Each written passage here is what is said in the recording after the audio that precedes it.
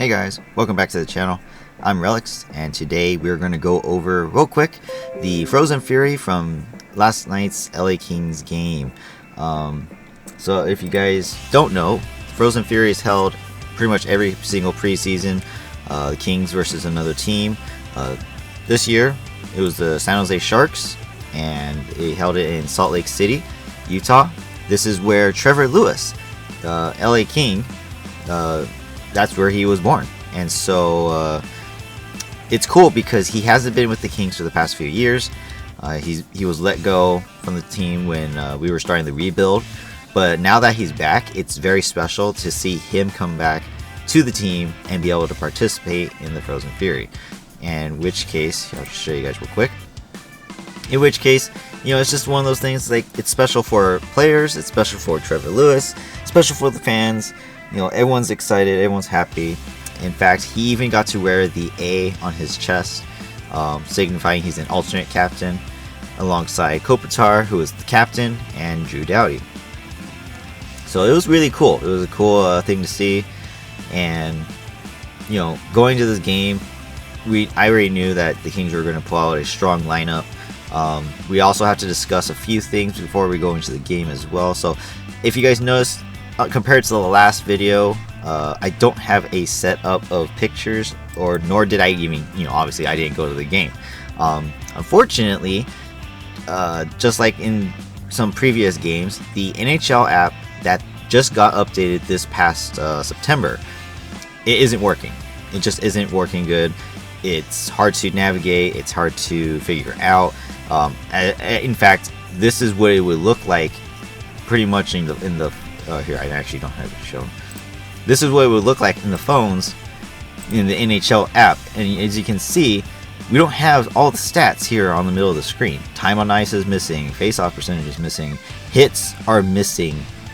You know, like half the stats are missing, and it's very disappointing to see that this app is no longer working the way it was before.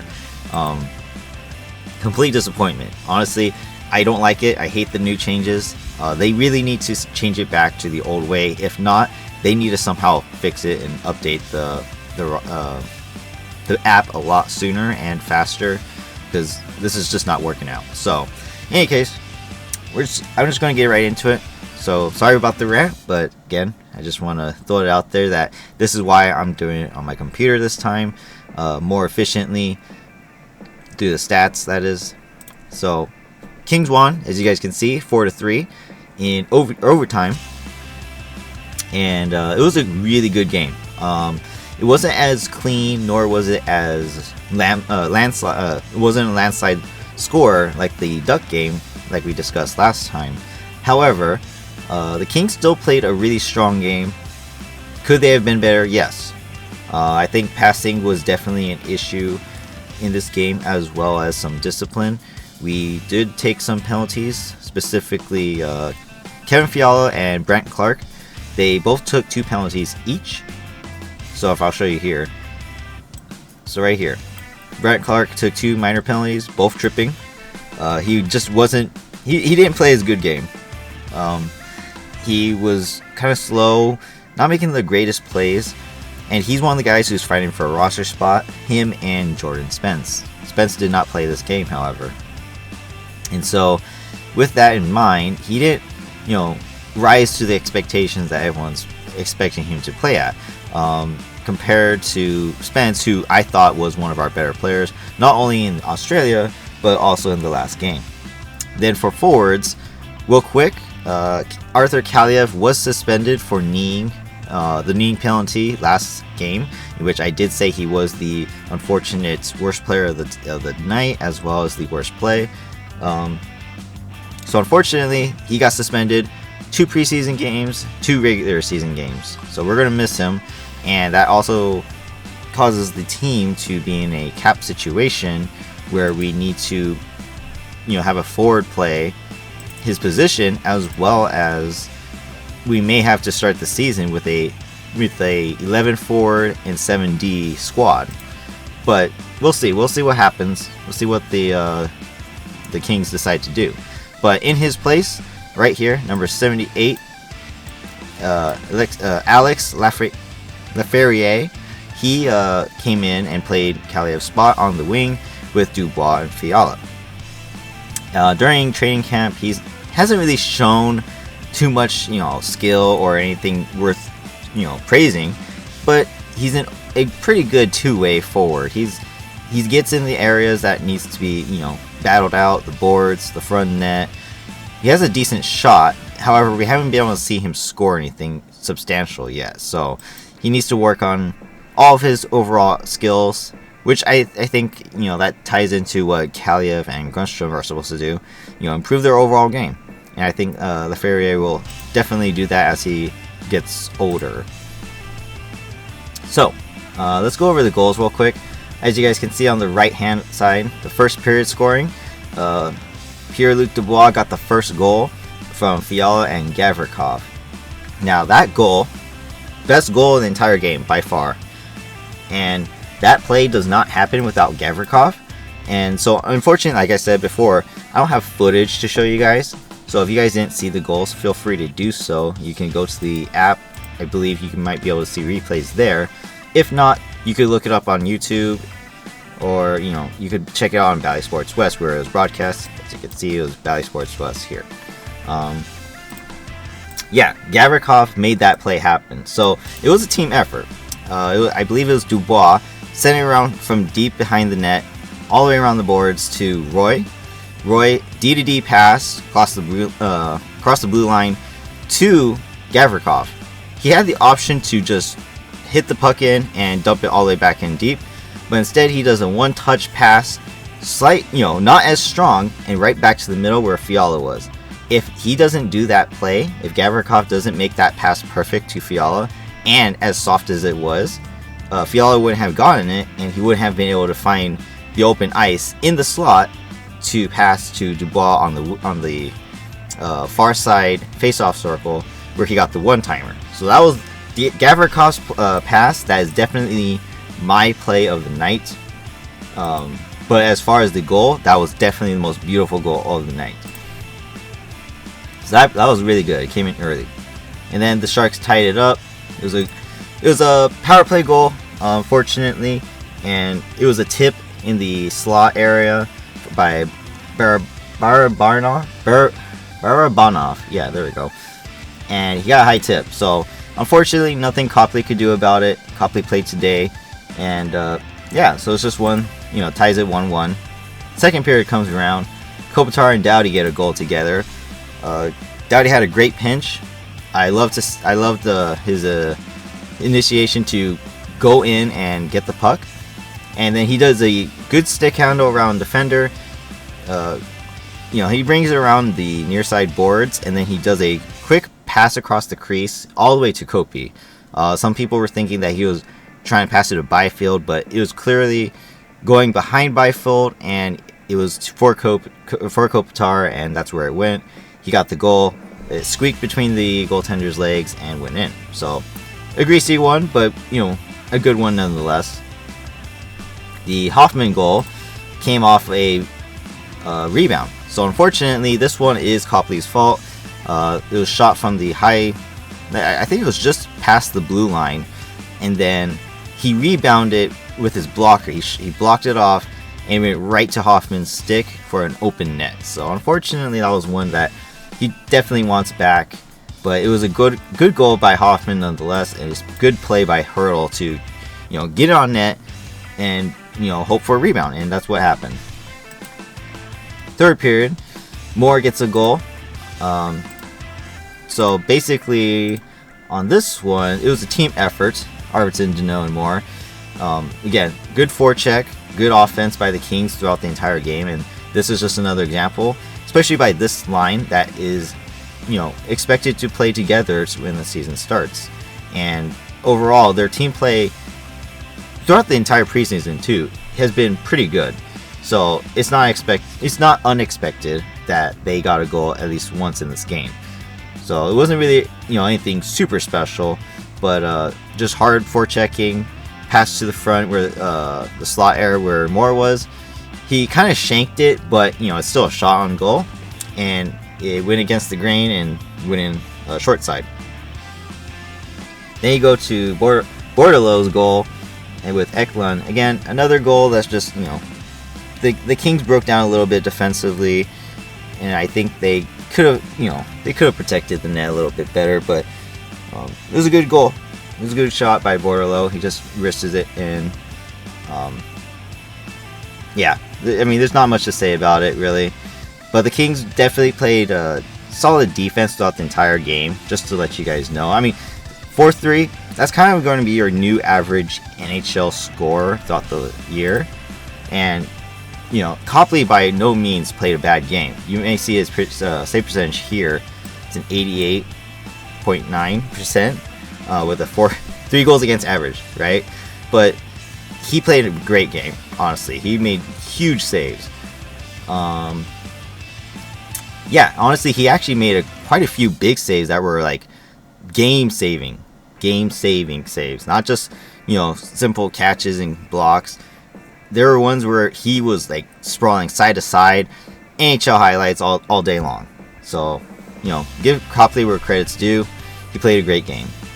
And then we go to overtime, and it ended 17 seconds in. We started, obviously, you can see Kempe, Kopi, and Doughty started the first face-off. Kopi won it with ease, clean face-off win. And then Doughty and Kopi went to work, passed it off into the offensive zone. Kempe gets it, and he finds some open ice and does a snipe from the high slot, no less, and it goes in. So, overtime over. It was great. Before that, we had a scrum where Mikey Anderson was involved, as well as Kevin Fiala. Fiala also had 2 penalties. As you guys can see here, he had 6 penalty minutes total. He had 2 minor penalties. One was slashing, and the other one was unsportsmanlike. And then I believe he got another one for, or was it 2 unsportsmanlike? It might have been 2 unsportsmanlike conducts. But yeah, so unfortunately, Fiala was part of the reason why we had some PK time. Not to say he didn't play a great game. Fiala, he has improved, and he did play a good game again. Just like I said last time. Was it as clean as last game? No. But it was still a strong game. I have to say that I thought Kopitar, Kempe, and Byfield played a decent game. Byfield wasn't as assertive as he was in the Duck game, but he still showed a lot of potential, a lot of skill, and maybe if he used his body a little bit more in the boards, I think he could have did a lot more good than not, but he still played a good game. I think the line for me that played pretty good throughout the entire game was the Doughty line. Again, Doughty, Moore, and Arvidsson. They had a strong game, forechecking, back-checking, everything was going their way. Obviously, I can't see the face-off percentages. There were no stats for that, but I believe the Kings were pretty good on face-offs in general, so I think Doughty has something to do with that.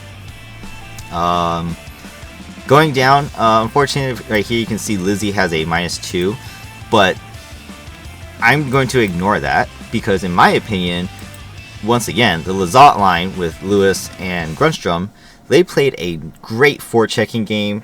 Lizzie and Lewis play PK as a duo, as the 2 forwards, and they played amazing. Honestly, you can't ask more from both of them. It's just unfortunate that the goals against came when we came on a change and they happened to be out there. So it was just one of those. It's like very unfortunate, but you can't do anything about it. You just have to, someone has to be on the ice, right? So that's just the way it ended up. Otherwise, everyone else played a pretty good game.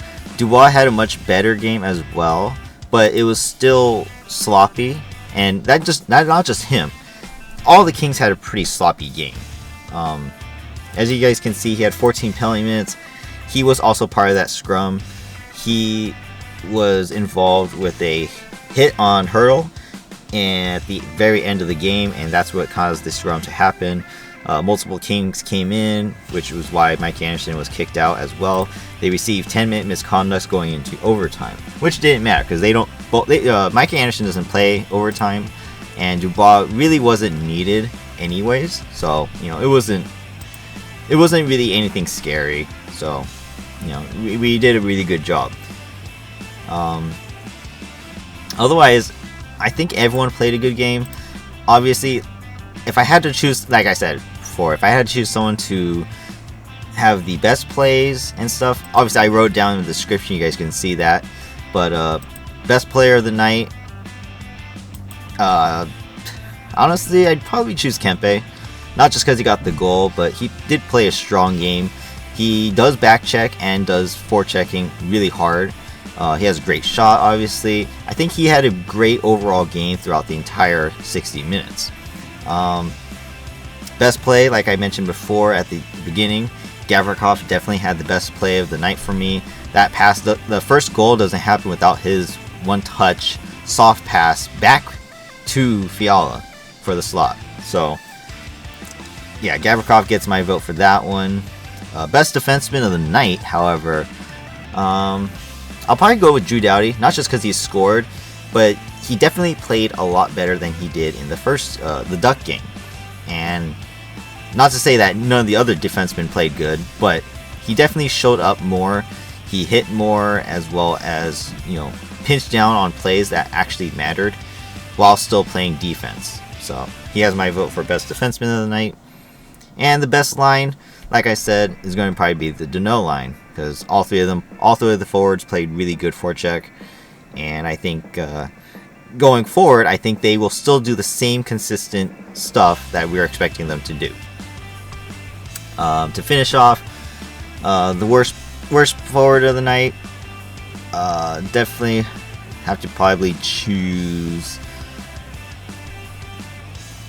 Well, there is no definite answer actually, but it might be Grundstrom, just because he didn't see as much action, and there was moments where he could have did more. I think again, all the Kings passing this game compared to the Duck game was a little bit sloppy. So, not to say Grundstrom was the only one passing bad, but there are times where I think he could have did better. The other guys who I could have also chose, again, no offense to Dubois, he did have a decent game, but he did have the puck a lot, and he did turn over the puck a lot as well. So he improved from last game, but at the same time, for playing second line center and for the price he's being paid, I'm just not seeing it yet, the skill level that we're expecting him to play at. He needs to do better, and I think he can do better. He got the first goal, and it was a great one-timer. But again, I want to see more from him.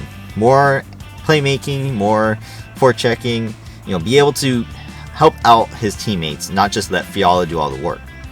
So, yeah, it'll probably be one of those two as far as worst player, but definitely choose Grundstrom. Worst defenseman, like I said, Clarke definitely is the worst defenseman of the night. He just didn't have a good night. It's just one of those days that you just, nothing goes your way. And unfortunately, he both didn't play good offensively and defensively.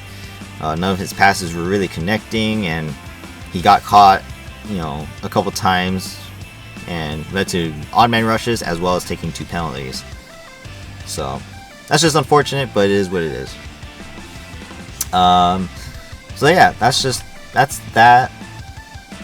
You guys can see over here as well, total penalty minutes and power plays as well. Kings gave up a lot of power play time to the Sharks, so that's unfortunate. We were not very disciplined this time around, but again, it's just still preseason. We're still fixing things, and hopefully come the regular season, which we only have one more game in the preseason, which is against the Golden Knights on Saturday. Hopefully we'll fix up all the things we need to fix and play a strong home opener against the Colorado Avalanche. I made a mistake last video that I said the Hurricanes on Saturday the 14th were the home opener, but unfortunately, once again, the NHL app had it wrong, and I was just following it for the longest time. They registered the Avalanche as a preseason game, and then they fixed it. And so I didn't realize it until last game, that the home opener is actually Wednesday the 11th. So I will do obviously a review on that day. Like I said, these are just practice videos for reviews. Hoping I could share my input with you guys, what I felt went on, as well as inform you guys what did happen, just in case you guys are interested. Overall, I didn't think anyone really played horrible. It's just everyone could have did maybe a slight bit better. I think the passing in general today was just not the best. That's all. Overall, I can say that the Kings look absolutely, stellar as well.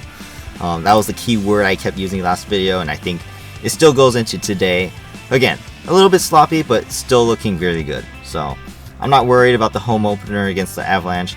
I am just worried that if we don't play enough defense, it's going to be a high-scoring game, and unfortunately the goaltenders will suffer. So we'll see how it goes. But overall, the team looks great, and hopefully, even with the suspension to Arthur Kaliev, we'll be able to pull through and still play a great last preseason game against the Golden Knights, as well as against the Avalanche. And he is going to be suspended into the Hurricane game as well, so hopefully we can still muster up enough power to, play through that one as well without him. But otherwise, I think that's going to be it for me. Again, thank you guys for, sticking around, watching this video, listening to what I have to say. And yeah, hopefully you guys are enjoying these. Like I said, these are just test runs to see how I want to do things. Obviously, like I said, this is a little bit sloppy on my end as well, because the NHL app just wasn't working, so I couldn't get the details of the stats and everything. But if they can get it fixed, it'll be a good step in the right direction for me, and hopefully I can give you guys better details of what happened. But overall, I just wanted to let you guys know what my opinions are of the game, how the Kings did, and what I think they need to improve on going forward. As far as this game is concerned, I said passing and being disciplined. So again, Fiala taking multiple penalties, that's just not right. He did lead the team in minor penalties last season, as well as the entire league, which is unfortunate because that's not what he should be known for. So at the end of the day, the Kings played good. I think everyone had a good time, especially Lewis. Obviously post-game interviews, if you guys don't see him, he enjoyed having the A on his chest, as well as having all the friends and family there. And yeah, hopefully going forward, he can still be a big part of the team, not just being a leader because he's a veteran in the NHL, but hopefully that fourth line will continue to play as hard as they are, Grundstrom, Lizotte, and Lewis, and contribute on the score sheet even more. Obviously, they didn't get on the score sheet this game, but hopefully going forward, they will do more. And once again, the center line drive with Kempe, Kopitar, Dubois, Moore-Danault, and Lizotte, it still looks strong. I think building around the four centers is a good tactic and strategy for the Kings staff, and hopefully it works out, because honestly, so far it does look very promising going to the season. And I also see a lot of things on like Facebook and Instagram of people saying that that the Kings are expected to make the playoffs, not just a wild card, but an actual division spot. If not first, then second. I also see that people are saying that the Kings are going to contend for the Stanley Cup. So hopefully that's true. I unfortunately did not believe that when we got Dubois, and I honestly don't think I can believe it yet. Not just yet.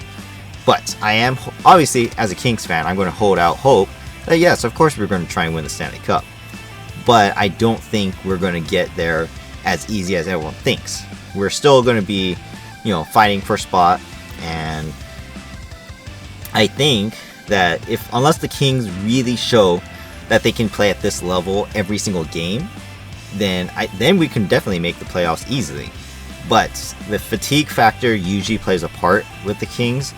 We didn't see it tonight, or the Ducks game either, but usually the first and second period are okay. Third period we kind of shut down, but we did decent. We did okay this game, so hopefully that's fixed going forward, and the problems from last season don't occur this season. But yeah, otherwise I'm going to end this for now.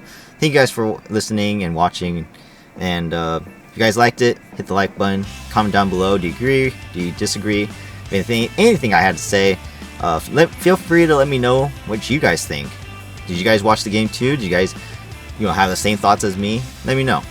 And subscribe to the channel if you haven't already for more content, as well as more reviews like this for post game. I will try my best to do every game if I can, but there is no guarantee. So we'll see how things go. But in the end, I'm just trying to spread my opinion about the game, as well as my thoughts about the Kings, the players, and any other teams that we play and their players. But otherwise, for now, I'm going to end it here. Thank you for watching. I hope you guys have a great day. Go Kings, go. And I'll see you guys in the next one. Bye-bye.